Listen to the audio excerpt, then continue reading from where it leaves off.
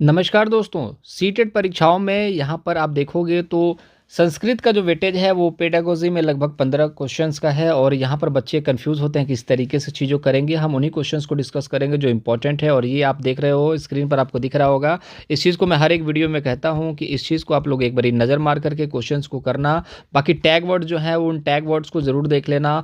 आपके 15 में 15 नंबर आ जाएंगे। अगर बहुत गलती भी अगर एक आधा हो जाती है तो आप 14 नंबर 13 नंबर पेडागोजी में आपके कहीं नहीं गए हैं, इतने तो आप मार करके आओगे ही आओगे। तो क्या दिक्कत है यार, 15 नंबर का पैसेज आता है, 15 नंबर का पेडागोजी आता है, तो कुल मिला जुला करके अगर 25 नंबर भी अगर स्कोर कर लेते हो संस्कृत में मोटा मोटी मिला करके तो कोई बुरा सौदा नहीं है। मैं फेक वाली बात नहीं करता कि 30 में 30 आपके 100% आएंगे, हर बच्चे का नहीं आ सकता, ये भी आप जानते हैं। तो चलिए पहले देख लेते हैं क्वेश्चन इंपॉर्टेंट जो बार बार परीक्षाओं में पूछे जाते हैं, उनको डिस्कस करेंगे। वीडियो अच्छा लगेगा तो लाइक कीजिएगा, दोस्तों के साथ शेयर कीजिएगा, ठीक है। चैनल को सब्सक्राइब करेंगे तो ऐसे ही लेटेस्ट और कंटेंट जो है अपडेटेड आपको मिलता रहेगा। पहला प्रश्न है आप दोस्तों के लिए, निम्नलिखितेषु किम सामाजिक उपभाषा कथ्यतः, ठीक है। तो यहां पर पूछा जा रहा है कि सामाजिक उपभाषा किसे कहते हैं। तो याद रखिएगा, कस्यापि समुदायस्य अथवा जनसमूहस्य भाषायाः विशेषता।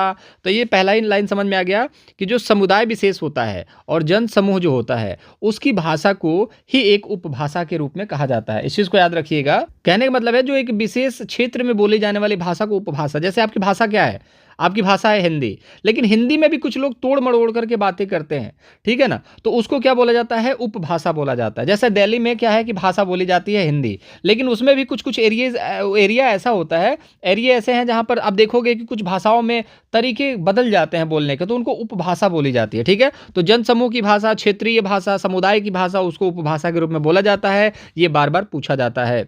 अगला प्रश्न यहां पर देखेंगे जो इंपॉर्टेंट है, भाषा से रिलेटेड है। भाषा अस्ति मतलब भाषा है। अब मैंने आपको क्या बोला कि यहां पर आप देखिए कि इन सभी चीज़ों को आप लोग एक बार कंठस्थ कीजिएगा। क्यों? क्योंकि अब देखिए अस्थि, अब अस्थि का मतलब आपको नहीं पता होगा तो आप समझेंगे कि जो हड्डियां होती हैं उनको अस्थि कहा जाता है। ऐसा नहीं है दोस्त। अस्थि का मतलब यहाँ पर, अस्थि का मतलब संस्कृत में है होता है, ठीक है। अब यहाँ पर देखिएगा भाषा क्या है। तो भाषा है एक स्वाभाविक भाषा या यस्याः व्याकरणम अस्ति। तो भाषा एक स्वाभाविक भाषा है, इस चीज को याद रखिएगा। याद रखिए, भाषा एक स्वाभाविक भाषा नास्ति, नास्ति नहीं है। स्वाभाविक भाषा या व्याकरण नास्ति, भाषा मतलब व्याकरण नहीं होता, ऐसा गलत है। स्वाभाविक भाषा नहीं है, गलत है। बधिर समुदाय कृते संकेत समूह। तो जो बधिर समुदाय है, जो बच्चा जो है वो सुन नहीं सकता, बोल नहीं सकता, उन समुदायों के जो सांकेतिक भाषा का समूह है उसको भाषा बोलते हैं। तो उसको भाषा का समूह नहीं बोलते हैं। देखिए, पहचानना अलग बात है, कम्युनिकेशन अलग बात है, संप्रेषण अलग बात है। हम हाथों के इशारों से चीज़ों को समझा सकते हो, एक भाषा है। लेकिन भाषा एक तरीके से स्वाभाविक है, इस चीज़ को भी याद रखिएगा। भाषा एक तरीके से स्वाभाविक है, ये बार बार प्रश्न पूछा जाता है, ये कंठस्थ कर लीजिएगा दोस्त। जब हमारे पास ऑप्शन अच्छा खासा अवेलेबल है तो हम इस भाषा को सही नहीं करेंगे, ठीक है। इस तरीके से तो भाषा बहुत सारी है। चलिए एक आधा और प्रश्न देखेंगे दोस्त। ये बहुभाषा जानन्ति के कथ्यन्ते, ये बहुभाषा जो जानते हैं उनको क्या कहा जाता है दोस्त।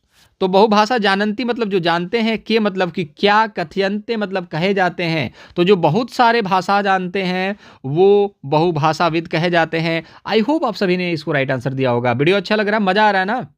अरे बोलो, मजा आ रहा है कि नहीं? मजा आ रहा होगा, ठीक है।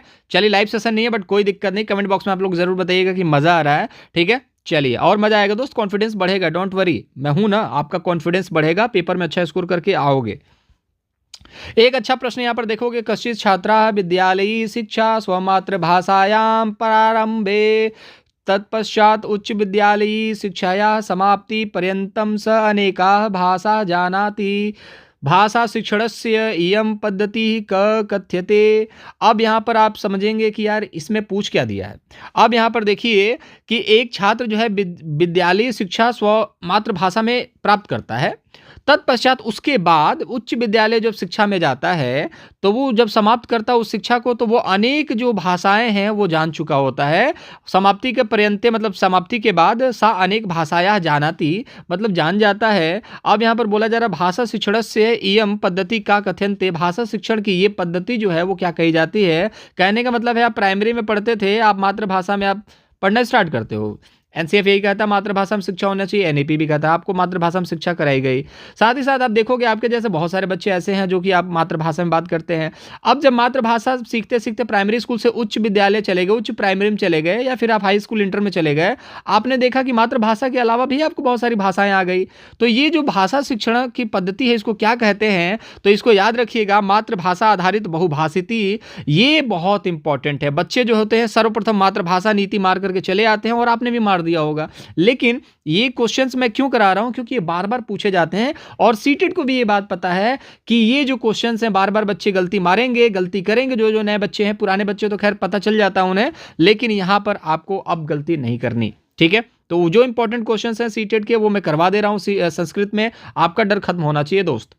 बाकी सब्सक्राइब करने में कंजूसी मत करना, सब्सक्राइब जरूर कर लेना, ताकि हमें भी थोड़ा सा मोटिवेशन मिले, और गुरुदक्षिणा तो देनी चाहिए ना, है कि नहीं। चलिए कोई बात नहीं। भाषया सह संलग्नतया अर्थो अस्ति, तो पहला ऑप्शन है यहाँ पर भाषा के, इसके अर्थ को समझ लीजिए। भाषा के साथ जो सह संलग्नता होती है, कहने का मतलब है कि जो जुड़ाव होता है, उसको क्या, उसको सही मायने में अर्थ क्या है। तो यहाँ पर आप समझ ही पा रहे होंगे कि सह संलग्नता मतलब कि भाषा के साथ जुड़ा हुआ, तो क्या अर्थ हो सकता है। तो भाषा मान के चलो कि आपको कोई हिंदी भाषा आती है, ठीक है। अब आपको हिंदी भाषा से आपका जुड़ाव है, मतलब संलग्न हो, मतलब जुड़े हुए हो। तो इसका अर्थ क्या है कि शिक्षक छात्र सहकार्य कुर्वन्ति, जो शिक्षक है और छात्र है वो सहकार्य मतलब एक साथ कार्य कर सकते हैं। ऐसा नहीं है आपको हिंदी भाषा आती, जरूरी थोड़ी है कि शिक्षक को भी हिंदी भाषा आती होगी, ठीक है ना। तो ये तो पॉसिबल है नहीं। भाषाया की बात की जा रही है यहाँ पर, तो भाषाया की बात की जा रही है, तो शिक्षिका छात्र सहकार्य कुर्वन्ति, दोनों एक साथ कार्य करेंगे, पॉसिबल नहीं है। छात्र को, शिक्षक को हो सकता है इंग्लिश आती हो, छात्र को इंग्लिश नहीं आती, हिंदी आती है। अब जरूरी थोड़ी है कि जो आपको हिंदी आती है शिक्षक को भी आती होगी, पॉसिबल नहीं है। तो भाषा की जो आपकी संलग्नता है उसके हिसाब से आप क्या कार्य कर सकते हैं, इस चीज के बारे में बात की जा रही है। तो छात्रा सादेश्यम भाषाया कार्य कुर्वन्ति, मतलब छात्र जिस भाषा से जुड़ा हुआ है, जिस भाषा से जुड़ा हुआ है, उस भाषा से जुड़े हुए उद्देश्यों को वो पूरा कर सकता है। ये बिल्कुल फैक्ट वाली बात है। जिस भाषा से आप जुड़े हुए हैं उसका अर्थ क्या है कि आप उस भाषा से जुड़े हुए सभी चीजों को कर सकते हैं। आप भाषा जानते हो हिंदी, और भाषा हिंदी से रिलेटेड जितने भी न्यूज़पेपर आएंगे, जितनी भी पुस्तकें आएंगी, जितने भी कार्य होंगे, वो सारी चीजें कर लोगे। दुकान पर जाओगे, फिर बोलोगे कि 79 रुपया हुआ, तो ठीक है, अब जो आपको 79 रुपये हुआ, अब बच्चे कहेंगे कि यार 79 रुपये क्या होता है अंकल जी, बताओ 79 रुपये। तो अंकल जी बोलेंगे कि भैया 79 रुपये मतलब 79 होता है, ठीक है। तो बच्चा समझेगा। तो कहने का मतलब क्या है, उसको उस भाषा का नॉलेज नहीं था। जो भाषा जिससे जुड़ा हुआ है उससे रिलेटेड वो काम कर सकता है। तो याद रखिएगा, मोस्ट इंपॉर्टेंट क्वेश्चन है। बच्चे ऑप्शन नंबर फर्स्ट मार करके आते हैं, और मैं वही इंपॉर्टेंट क्वेश्चन करवा रहा हूं जहां पर बच्चे परेशान होते हैं। बाकी नॉर्मल क्वेश्चन तो देखो पूरे यूट्यूब पर बहुत सारे पड़े हैं दोस्त, प्रैक्टिस कराने के लिए मेरे पास भी 100, 200, 500 क्वेश्चंस हैं। लेकिन क्वेश्चंस कौन कौन से रिपीटेड हैं, कहां पर बच्चे गलती कर सकते हैं, ये साइकोलॉजी पढ़ना सबके बस की बात नहीं है। और उन्हीं क्वेश्चंस को मैं दोस्त आप लोगों के सामने लेकर के आ रहा हूं। एक और धमाकेदार क्वेश्चन आप लोगों के लिए, निम्नलिखितेन केन छात्रा सादृश्यम भाषाया प्रयोग कुर्वन्ति, ठीक है। तो कुर्वन्ति क्या चीज है यहां पर, निम्नलिखित केन छात्रा सादृश्यम भाषा प्रयोगन। अब यहां पर देखिए, छात्र जो है वो सादृश्य जो जिस भाषा से जुड़ा हुआ है उसका प्रयोग वो किस तरीके से कर सकता है, ठीक है। प्रमाणिकेन कार्येन कविताया स्मरण अभ्यासेन पाठ्यक्रम उद्वाचन, ठीक है। अब देखिए इसको कैसे निपटाएंगे। जो भाषा आप जानते हो उस भाषा का प्रयोग आप किस चीज़ के लिए करोगे, कविता याद करने के लिए। मान लो मैंने आपको इंग्लिश सिखा दी कि भाई इंग्लिश सीख लो, बहुत काम आएगा इंग्लिश। अब आपको इंग्लिश सिखा दिया और मैं बोलूंगा कि चलो अब इंग्लिश का काम मैं तुम्हें समझाता हूं बेटे, अब करना क्या है। अब यहाँ पर उठाओगे तुम शेक्सपियर की किताबें और उसमें जितनी भी कविताएं हैं उसको रट डालो। ये अच्छी बात है क्या? भाषा का इस्तेमाल तो है ही नहीं। जिस भाषा से छात्र जुड़ा हुआ उस भाषा का प्रयोग किस तरीके से हो सकता है। सादृश्य मतलब कि उसका उद्देश्य क्या है, छात्र के भाषा का सीखने का प्रयोग करने का उद्देश्य क्या हो सकता है। तो भाषा जो जानते हो उसका प्रयोग करने का क्या उद्देश्य हो सकता है। अभ्यासेन मतलब गलत हो जाएगा यहाँ पर, ठीक है। तो पाठस्य, चलिए वाचन करना, ये भी गलत हो गया, मतलब कि पढ़ना, सिर्फ पढ़ने से भाषा का उद्देश्य तो हो नहीं सकता ना। तो देखिए टैग वर्ड मैंने बोला ना आपको, टैग वर्ड देख लीजिए, जो मैं इंपॉर्टेंट वीडियोस दे रहा हूँ उसको देख लीजिए। सीटेट में आपको संस्कृत का डर हमेशा के लिए खत्म हो जाएगा। बाकी दोस्त इच्छा आपकी है, ठीक है। आप कैसे पढ़ना चाहते हैं, आप किससे पढ़ना चाहते हैं, वो इच्छा आपकी है। मेरे साथ जो बच्चा जुड़ा होगा मैं उसको गारंटी दे रहा हूँ कि 110 प्लस स्कोर तो कम से कम लेकर के आएगा, अगर सारे वीडियोज़ को वो देख लेगा, ठीक है। अब देखिए 3 ऑप्शन गलत हो गए, तो बिल्कुल सही बात है, प्रामाणिक चीज़ें तो इंपॉर्टेंट इंपॉर्टेंट होती है, ठीक है ना। प्रामाणिक कोई भी चीज़ अगर प्रामाणिक है तो इंपॉर्टेंट है, अच्छी बात मानी जाती है। जैसे कि मान के चलिए आप रात को 10 बजे आए और पापा बोलेंगे कि कहाँ गया था, तो आप उसको प्रमाण दे दीजिए कि हाँ भैया मैं अपने दोस्त के शादी में गया था। अगर आप प्रमाण नहीं दे पाएंगे इसका मतलब आप गलत हैं। तो प्रामाणिक कार्य इंपॉर्टेंट होता है और इस पर आपको यहां पर अप्रिशिएशन मिलता है, 1 नंबर आप यहां पर लूटोगे, ठीक है। चलिए एक प्रश्न यहां पर देखेंगे, श्रुति घटनानाम सूचनार्थ पत्रिका पठती तस्या पठनम किम कथ्यते। तो सुनी हुई घटना, श्रुति मतलब सुना हुआ, घटना सूचना पत्रिका पढ़ना, मतलब कि सुनी हुई घटना की सूचिका पत्रिका पढ़ना, इस पर तरह के पठन को मतलब पढ़ने को क्या कहते हैं, ठीक है। तो आप मान के चलिए कोई सूचना आपने पढ़ ली कि चलो आपने कैसे पढ़ लिया कि कहीं ना कहीं, चलो कैसा एग्जांपल मैं दूं आपको, थोड़ा सा ऐसा दूं जो थोड़ा सा लीगल हो, अच्छा हो, जो आपको चीज़ें समझ में आए, ठीक है। जैसे आपको पता चला कि जैसे कि मान के चलिए कि आपने सुना होगा एक क्रिकेटर है जिसका एक्सीडेंट हो गया था, आपने सुन लिया। अब आपके पास टेलीविज़न है नहीं, अब आपके न्यूज़पेपर में वो कटिंग जो है आ गई। अब आप उसको कैसे पढ़ेंगे? विहंगम दृष्टिपात, विहंगम मतलब कि सरसरी निगाह से फटाफट एक बार देखा, जैसे कि पुस्तकें पढ़ी जाती है, ठीक है, सरसरी, ठीक है। विहंगम मतलब सरसरी निगाहों से, ठीक है। तो सरसरी निगाहों से मतलब क्या होता है, जैसे मैं बोलता हूं ना कि कभी भी आपको इंटरेस्ट नहीं आ रहा कोई सब्जेक्ट, तो सरसरी निगाहों से एक बार देखिए, धीरे धीरे इंटरेस्ट आने लगेगा। तो यार जब सरसरी निगाहों से देखोगे तो दिमाग तो लगाना नहीं है, तो पढ़ कैसे पाओगे? पढ़ नहीं पाओगे, बस ये है इंटरेस्ट आने लगेगा आपको किताब पढ़ने में। तो जब आप सरसरी निगाहों से देखोगे तो न्यूज़ पढ़ कहाँ पाया आपने, आप तो पढ़ ही नहीं पाए। सादे से पढ़ना मतलब कि उसका कोई उद्देश्य है क्या पढ़ने का? उसका उद्देश्य कोई है ही नहीं भाई। अब ये सोचो कि जानकारी मिल जाना, जानकारी तो आपको पहले ही मिल चुकी है कि हाँ भाई एक्सीडेंट हो गया। अब जानना चाहते हो कि उसका पर्स कौन चुरा लिया, उसका बैग किसने चुरा लिया, उसको बचाया किसने, मतलब कैसे आग लग गई उसकी गाड़ी में, कैसे पलट गया, ये सारी चीज़ें वो तो उद्देश्य है नहीं, ठीक है। मनोरंजन के दृश्य से है ही नहीं। परिवीक्षणम, स्कैनिंग करना, ये इंपॉर्टेंट है। आप आंखों से स्कैन करोगे, उसके एक एक बारीकियों को पढ़ोगे, वो होता है स्कैनिंग, ठीक है। तो याद रखिएगा ये भी बार बार पूछा जाता है और बच्चे गलती क्या करके आ जाते हैं, सादे से, मतलब कि उद्देश्य की बात की जा रही है, पॉजिटिव है, लेकिन ये गलत होगा दोस्त। यहाँ पर याद रखिएगा स्कैनिंग करना, आप जब चीज़ों को पढ़ेंगे, स्कैन करेंगे सूचनाओं को, तो यही तो होता है इंपॉर्टेंट, ठीक है। जब किसी घटना को आप पढ़ते हो तो उसको स्कैन करते हो, याद रखना। चलिए एक और बहुत ही धमाकेदार प्रश्न, लेखने भाषणे च प्रयुक्ता शब्दाः कथ्यन्ते। लिखते समय, भाषण करते समय जो शब्दों का प्रयोग किया जाता है उसको क्या कहा जाता है? कहने का मतलब है आप लिख भी रहे हो और भाषण भी दे पाते हो, तो इस तरीके के जो शब्द होते हैं उनको क्या कहा जाता है, दोनों साथ साथ में। तो देखिए टैग वर्ड से आपको क्या हेल्प मिलेगी? निष्क्रिय शब्दावली गलत हो गया, प्रयोग शब्दावली, शब्दावली, सक्रिय शब्दावली, उद्देश्यपूर्ण शब्दावली। तो उद्देश्यपूर्ण तो शब्दावली हो ही नहीं सकती है, लिखने और भाषण से रिलेटेड इसमें और कुछ तो बोला नहीं है, तो उद्देश्यपूर्ण कैसे हो जाएगा? जैसे लिखना और भाषण देने के अंतर्गत जो भी शब्द इस्तेमाल होते हैं उसका उद्देश्य, ऐसा नहीं है, ठीक है, ऐसा कोई है ही नहीं। मैंने मम्मी से बोला कि मम्मी ऐसा है कि मैं दोस्तों के साथ घूमने जा रहा हूँ, तो इसमें मेरा उद्देश्य क्या हुआ? इसमें मेरा कोई उद्देश्य हुआ क्या? मेरा कोई उद्देश्य था ही नहीं इसमें, ठीक है। मम्मी एक कप चाय दे दो, ठीक है, इसमें क्या उद्देश्य हुआ कि मैं एक कप चाय लेना चाहता हूँ, मेरा उद्देश्य हुआ? उद्देश्य उस चीज़ को नहीं कहते हैं, ठीक है ना। तो याद रखिएगा उद्देश्यपूर्ण शब्दावली तो है ही नहीं। दूसरी बात यहाँ पर सक्रिय जो है पॉजिटिव होता है, प्रयोग जो होता है शब्दावली, ये भी एक तरीके से देखा जाए तो ठीक ठाक है, लेकिन याद रखिएगा जब भी आप लिखेंगे और हाथों का इस्तेमाल करेंगे और बोलने का इस्तेमाल करेंगे तो उसको सक्रिय शब्दावली बोला जाता है, इस चीज़ को याद रखिएगा। बच्चे ऑप्शन नंबर सेकंड मारेंगे, ये फैक्ट भी है और ये आंसर जो है सही भी है।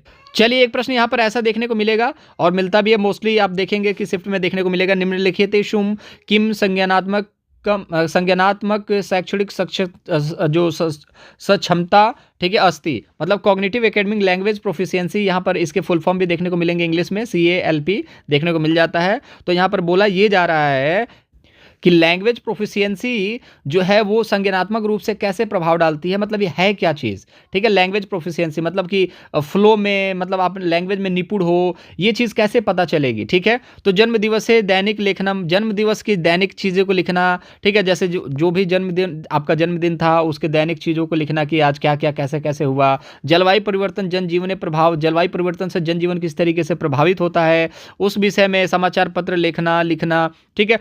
तो ये जो इंपॉर्टेंट है, जैसे मैंने आपको बोला कि जलवायु कैसे परिवर्तन होता है, उस चीज़ के बारे में आप मुझे लिख करके बताइए। अब आपको सोचना पड़ेगा, आप अपना दिमाग भी लगाओगे, मतलब कि यहाँ पर संज्ञान भी लगाओगे, ठीक है? और आपकी यहाँ पर लैंग्वेज की भी बात होगी और निपुणता की भी बात होगी कि आपकी भाषा में निपुणता कितनी है, ठीक है? तो जब ऐसी-ऐसी चीज़ों को क्वेश्चन में पूछता है, तो ये सारी चीज़ों को पकड़ना इंपॉर्टेंट है कि थोड़ी-सी टफ चीज़ें हैं। जैसे फेरी वाली की आवाज़ निकालना, रोल प्ले करना, जलवायु पर लिखना, ये सारी चीज़ें इंपॉर्टेंट है, ठीक है? इस चीज़ को याद रखिए। मनोरंजन ये तो गलत हो गया, भोजन को लेकर के भोजन भोजनादेशाय, भोजन सूची अध्ययनम, तो भोजन का अध्ययन करना ये तो नेगेटिव हो गया।